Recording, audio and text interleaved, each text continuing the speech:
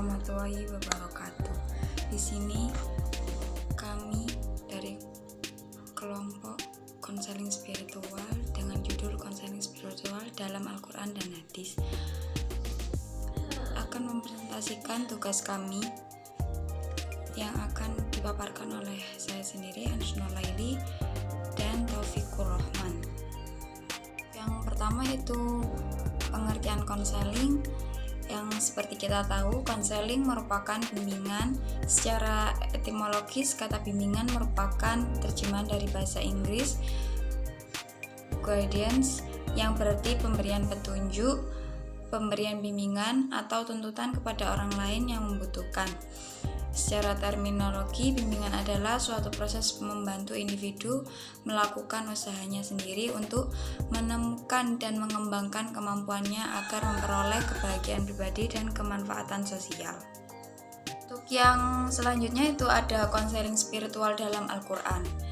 Al-Quran Al-Karim yang merupakan sumber utama ajaran Islam berfungsi sebagai petunjuk ke jalan yang sebaik-baiknya demi kebahagiaan hidup manusia di dunia dan akhirat.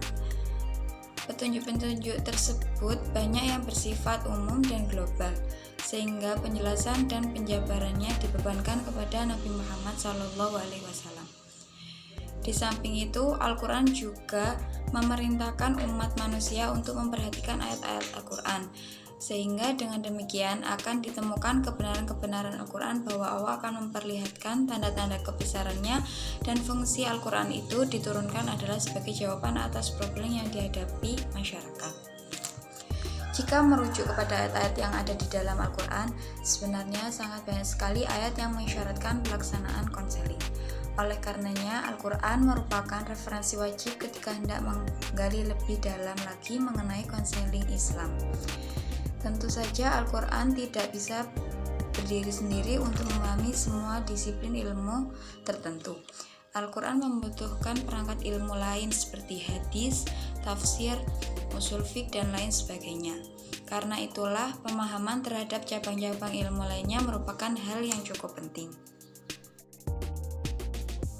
Baik, terima kasih. Saya akan melanjutkan presentasi dari Mbak Anis Nurlaili pada poin ketiga. Pada poin ketiga yaitu konseling spiritual dalam hadis. Hadis tentang konseling spiritual yang menjelaskan tentang nilai akhlak yang terkandung dalam puasa, sekaligus bimbingan konseling ialah sabar dalam mengendalikan hawa nafsu dan yang lainnya.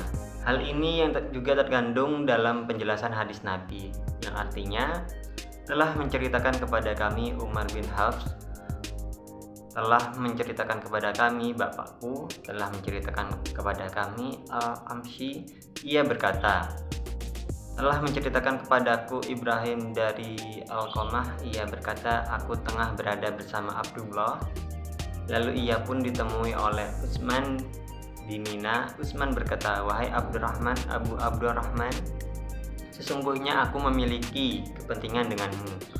Maka keduanya berbicara empat mata. Utsman bertanya, wahai Abu Abdurrahman, apakah engkau ingin kami nikahkan dengan seseorang gadis yang akan mengembalikan semangatmu seperti dahulu?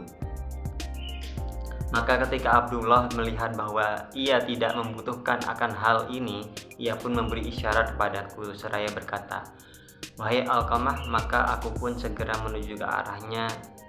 Ia berkata, kalau engkau berkata seperti itu, maka sesungguhnya Nabi telah bersabda kepada kami,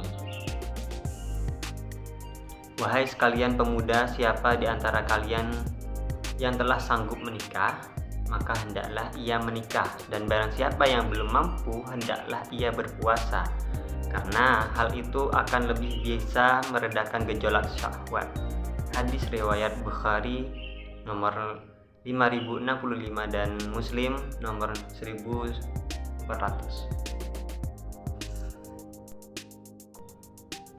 Baik, pada poin selanjutnya yaitu tentang fungsi konseling spiritual.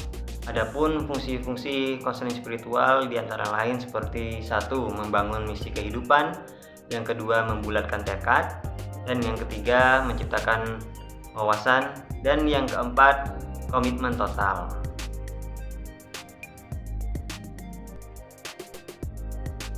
Selain konseling spiritual itu mempunyai fungsi, juga mempunyai manfaat. Adapun manfaat konseling spiritual diantara lain seperti satu, menghasilkan suatu perubahan. Yang kedua, kecerdasan spiritual menghasilkan kecerdasan spiritual pada diri individu. Yang ketiga, kecerdasan spiritual menghasilkan kecerdasan rasa atau emosi. Dan yang keempat, melalui kecerdasan spiritual menghasilkan potensi ilahiyah.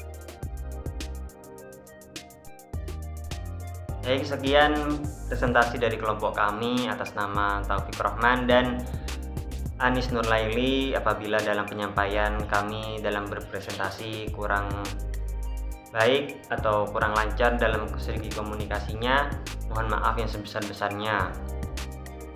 Apabila teman-teman ada pertanyaan, sanggahan atau kritikan, bisa langsung disampaikan nanti pada jam mata kuliah ini dimulai. Allahumma fiq ila aqwami thoriq. Assalamualaikum warahmatullahi wabarakatuh.